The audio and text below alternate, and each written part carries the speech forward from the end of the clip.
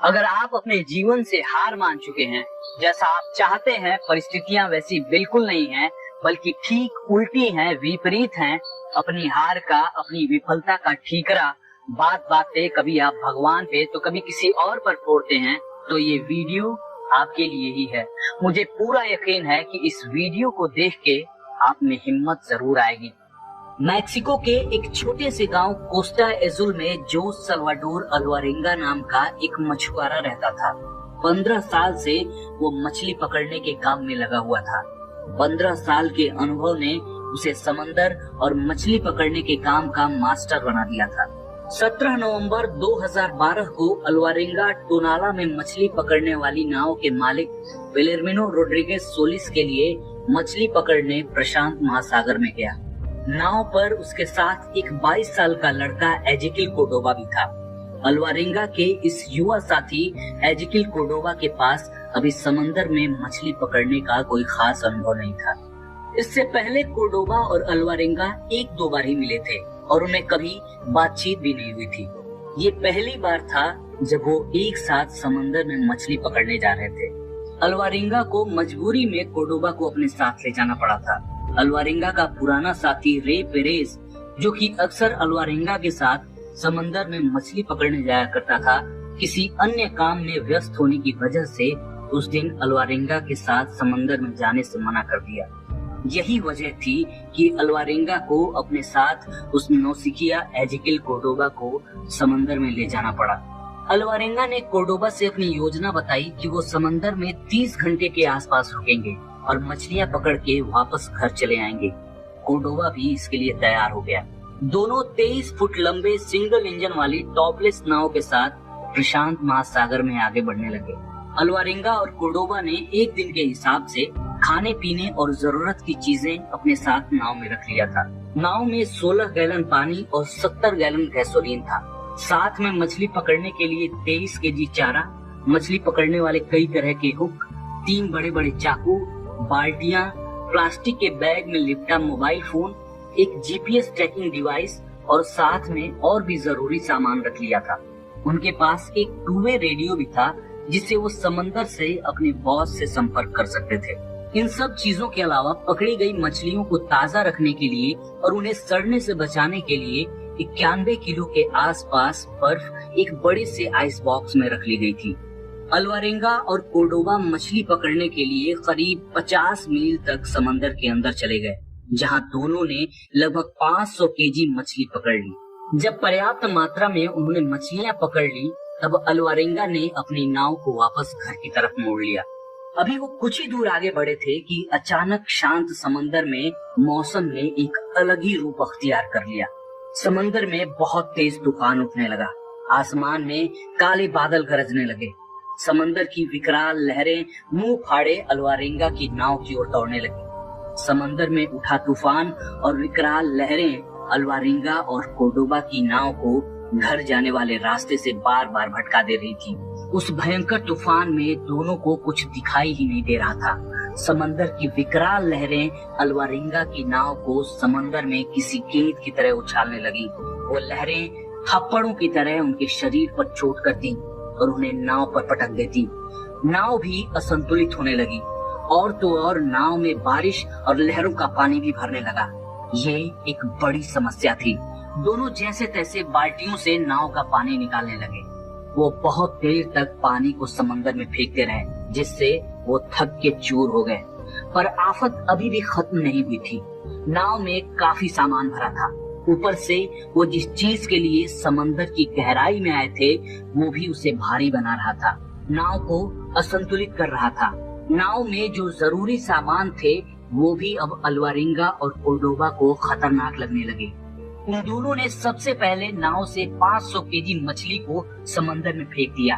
हालांकि इससे शार्क जैसी खूंखार मछलियों के उनके आसपास मंडराने का खतरा बढ़ गया था। अगर वो गलती से भी समंदर में गिरते तो खूनी शार्क मछलियों का निवाला बन जाते, पर मछलियों को फेंकना उनकी मजबूरी थी। उन्होंने अतिरिक्त गैसोलीन को भी समंदर में फेंक दिया। भयंकर बारिश और तूफान की वजह से नाव पर रखे अधिकतर डिवाइस या तो समंदर में गिर गए या खराब हो गए। नाव पर अगर कुछ बचा था तो वो था टू वे रेडियो। जोस अल्वारेंगा ने तुरंत टू वे रेडियो निकाला और अपने बॉस विलेर्मिनो से अपनी परिस्थिति से रूबरू कराने के लिए संपर्क साधा। अब बदकिस्मती देखिए कि टू वे रेडियो भी 50% ही चार्ज था। बॉस से संपर्क होते ही अल्वारेंगा ने अपने बॉस को बताया कि समंदर में भयंकर तूफान उठ चुका है, जिससे वो अपना रास्ता भटक चुके हैं। तब बॉस विलेर्मिनो ने अल्वारेंगा से पूछा कि तुम अपनी पोजीशन बताओ। तब अल्वारेंगा ने कहा कि हमारा जीपीएस ट्रैकिंग डिवाइस भी खराब हो चुका है। हमें दूर दूर तक कोई नाव भी नहीं दिख रही है जिससे हम कोई मदद ही मांग सके। अभी अल्वारेंगा और उसके बॉस के बीच बातचीत हो ही रही थी कि टू वे रेडियो भी बंद पड़ गया। अब उनके पास संपर्क साधने का जो आखिरी जरिया था वो भी खत्म हो गया। अब अल्वारेंगा और कोर्डोबा दुनिया से दूर प्रशांत महासागर में 23 फुट की नाव में फंसे हुए थे, जिसका मोटर भी खराब हो चुका था। उस नाव पर न छत थी, न ही पाल था और न ही पतवार थी। अब नाव बिना किसी लगाम के समंदर में तैरती जा रही थी। अल्वारेंगा और कोर्डोबा ने वो सब कुछ खो दिया जो उन्हें समंदर में जिंदा रखता। उनके पास रोशनी के लिए टॉर्च नहीं थी, खाने के लिए भोजन नहीं था और न ही मछली पकड़ने के लिए चारा और हुकी थे। अल्वारेंगा ये अच्छी तरह से जानता था कि ये तूफान अभी कई दिनों तक कहर बरपाने वाला है। अल्वारेंगा और 22 साल का कोर्डोबा थक के चूर हो गए थे और ठंड से जमे जा रहे थे। उन्होंने जिस बॉक्स में मछलियों को रखा था उसे उल्टा करके उसके नीचे एक दूसरे से लिपट कर सो गए। सुबह हुई और जबरदस्त भूख उनके सामने एक नई समस्या बन के खड़ी हो गई। नाव पर भूख मिटाने के लिए कुछ भी नहीं था, कुछ भी नहीं। ना ही समंदर से मछली पकड़ने के लिए कोई चारा या हुकी था, पर भूख तो मिटानी थी। वो कहते हैं ना, आवश्यकता आविष्कार की जननी होती है। और इसी आवश्यकता ने अल्वारेंगा के दिमाग में एक नए विचार और एक नई रणनीति को जन्म दिया। अल्वारेंगा अपने नंगे हाथों को समंदर में डालकर मछलियों को पकड़ने लगा। उसने कई प्रयास किए पर वो विफल रहा। पर आखिरकार उसकी इस रणनीति ने अपना काम कर ही दिया। उसकी मुट्ठी में एक मछली फंसी गई। धीरे धीरे समंदर में उन दोनों ने ऐसे ही मछलियों को पकड़कर उन्हें कच्चा खाना शुरू कर दिया। कुछ दिन और बीते, पर समस्याएं वैसी की वैसी ही उनके सामने मुंह बाए खड़ी थी। पीने का पानी उनके लिए एक बहुत बड़ी समस्या थी। इसके लिए अल्वारेंगा ने अपनी प्यास बुझाने के लिए अपनी पेशाब को ही पीना शुरू कर दिया। समंदर का खारा पानी उन्हें लालच देता, पर वो जानते थे कि समंदर के पानी को पीना अपनी मौत को दावत देना था।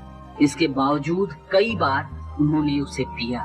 कोर्डोबा अपने पेशाब को पीने से हिचकता, पर अल्वारेंगा उससे कहता कि अगर जीना है तो इसे पीना ही पड़ेगा। अल्वारेंगा ने कई बार समुद्र से जेलीफिश को भी पकड़ के खाया, जो उसके गले को जला देती थी। यहाँ तक कि अल्वारेंगा ने कई बार अपने नाखून तक चबाकर खाए। वो दोनों कई बार नाव पर आने वाले पक्षियों को तो कई बार समुद्री कछुए को पकड़ लेते। पहले तो वो उनके खून को पी के अपनी प्यास बुझाते, फिर उन्हें कच्चा खा जाते। समंदर में फंसे उन्हें 14 दिन हो गए थे और 14वें दिन बारिश की बूंदें उनके ऊपर पड़ी। उस दिन उन्होंने जी भर के मीठा पानी पिया। अल्वारेंगा और कोर्डोबा इस इंतजार में खुद को जिंदा रखे हुए थे कि कोई आएगा जो उन्हें इस अथाह और इस नर्क समान समंदर से बचाकर घर ले जाएगा। ऐसा नहीं था कि अल्वारेंगा और कोर्डोबा को बचाने का प्रयास नहीं किया गया। अल्वारेंगा के बॉस विलेर्मिनो ने उन्हें खोजने के लिए एक खोजी दल को समंदर में भेजा था, पर अफसोस कि वो उन दोनों को खोजने में नाकाम रहे थे। समंदर में उन्हें फंसे हफ्तों बीत गए। जिंदा रहने के लिए दोनों हर पल मौत से जंग लड़ते रहे। समंदर में बहकर उनके नाव के पास आने वाले कचरे को वो पकड़ने लगे। कई बार उन्हें उनमें बची खुची खाने की चीजें मिल जाती, जैसे चिप्स के पैकेट। एक बार तो उन्हें दूध, आधी गोभी और गाजर भी मिला था। इस तरह भी उन दोनों ने खुद को जिंदा रखा। समय बीतने के साथ समंदर का जीवन कोर्डोबा को मानसिक रूप से कमजोर बनाने लगा। उसे लगने लगा कि वो इस कभी खत्म ना होने वाले समंदर से बाहर नहीं निकल पाएगा। वो हमेशा रोता रहता, रह रहकर चीखने चिल्लाने लगता। कोर्डोबा समुद्री पक्षी और कछुए के कच्चे मांस को खा खा के और अपने पेशाब को पी पी के बीमार पड़ गया था।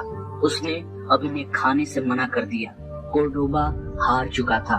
उसे लग गया था कि वो अब जिंदा नहीं बचेगा।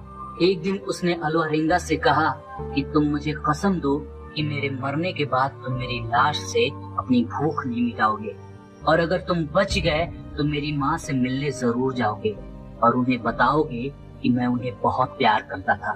तब अल्वारेंगा ने कोर्डोबा से कहा कि दोस्त, अगर मैं मरता हूँ और तुम बच जाते हो तो तुम मेरे परिवार के पास जाना और उन्हें बताना कि मैं उनसे बहुत प्यार करता था। समंदर में फंसे उन दोनों मछुआरों को लगभग 4 महीने बीत गए। एक सुबह बारिश हो रही थी। अल्वारेंगा और कोर्डोबा लेटे हुए थे। तभी अचानक कोर्डोबा चिल्लाने लगा कि मैं मर रहा हूँ। तब अल्वारेंगा उठा और उसे हिम्मत देने लगा कि इसके बारे में मत सोचो। तब कोर्डोबा ने रोते हुए कहा कि मैं इस अंतहीन संघर्षों से हार चुका हूँ। उसने अल्वारेंगा से पीने के लिए पानी मांगा, पर जब अल्वारेंगा ने बोतल को उसके मुंह से लगाया तो कोर्डोबा उसे पी नहीं सका। वो उस अंतहीन समंदर में अंतहीन संघर्षों के साथ अल्वारेंगा को अकेला छोड़कर जा चुका था। अल्वारेंगा ये देखकर रोने लगा, चीखने लगा कि नहीं, मुझे अकेला छोड़कर मत जाओ, हार मत मानो, तुम्हें लड़ना होगा। पर कोर्डोबा ने उसे कोई जवाब नहीं दिया। कोर्डोबा मर चुका था। अल्वारेंगा ने उसकी लाश को समंदर में नहीं फेंका, बल्कि उसने उसे नाव में ही रखा। वो हर रोज उसकी लाश से घंटों बातें करता, उससे पूछता कि रात में तुम्हें कैसी नींद आई, तुमने कुछ खाया कि नहीं।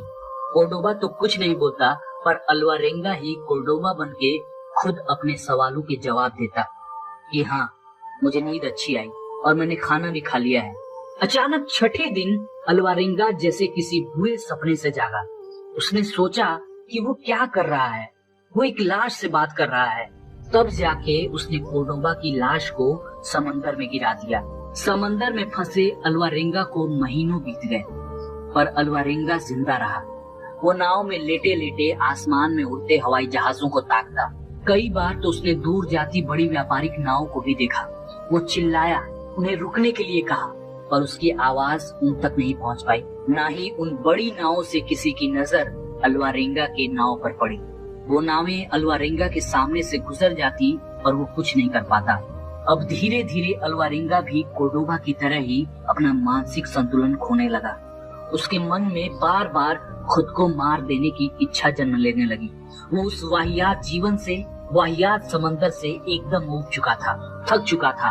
उसने कई बार आत्महत्या की कोशिश की, पर उसके अंदर कहीं ना कहीं जीने की इच्छा बची थी और उसी इच्छा ने उसे ऐसा नहीं करने दिया। उसे अपनी माँ की कही एक बात याद आ जाती कि जो आत्महत्या करते हैं उनके लिए स्वर्ग के दरवाजे हमेशा के लिए बंद हो जाते हैं। माँ की ये बातें उसके दिमाग में घूमने लगती।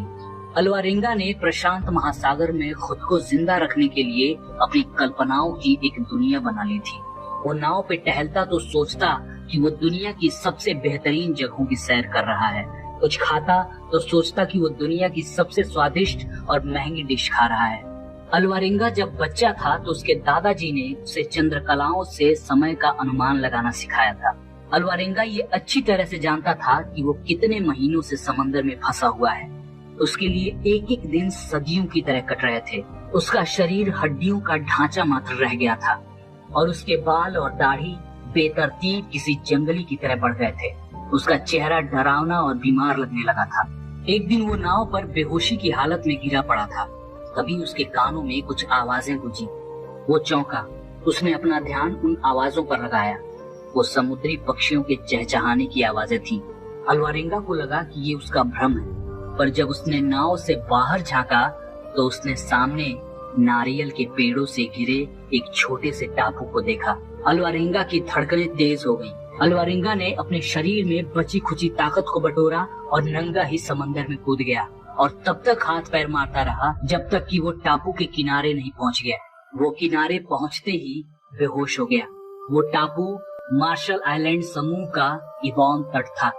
जब अल्वारेंगा को होश आया तो उसने अपने सामने एक मर्द और एक औरत को देखा जो कि पति पत्नी थे, एमी और रसेल। उसने 438 दिनों के बाद पेड़ देखे थे, रेत को महसूस किया था और इंसान देखे थे। वो कितना खुश होगा शायद हम अंदाजा भी नहीं लगा सकते। एमी और रसेल ने अल्वारेंगा को हॉस्पिटल में भर्ती कराया। अल्वारेंगा 17 नवंबर 2012 को मैक्सिको के टोनाला शहर से निकला था और 30 जनवरी 2014 को मार्शल द्वीप समूह के इबॉन तट पहुंच गया। उसने इस बीच में करीब 10,000 किलोमीटर की दूरी समंदर में तय किए थे। अल्वारेंगा की हालत में जब सुधार हुआ तो वो अपने घर मैक्सिको गया। वो अपने परिवार से मिला और अपनी बेटी से मिला। उसने कोर्डोबा से किया अपना वादा भी निभाया। वो उसकी माँ से मिला और उन्हें बताया कि कोर्डोबा आपसे बहुत प्यार करता था। ये सब हो जाने के बाद अल्वारेंगा फिर दोबारा कभी समंदर के अंदर नहीं गया। अब उसे समंदर से डर लगता है। अगर आज की कहानी से आपको थोड़ी भी प्रेरणा मिली हो तो इस वीडियो को लाइक कर लें, चैनल को सब्सक्राइब कर लें और वीडियो को अधिक से अधिक शेयर करें। जय हिंद।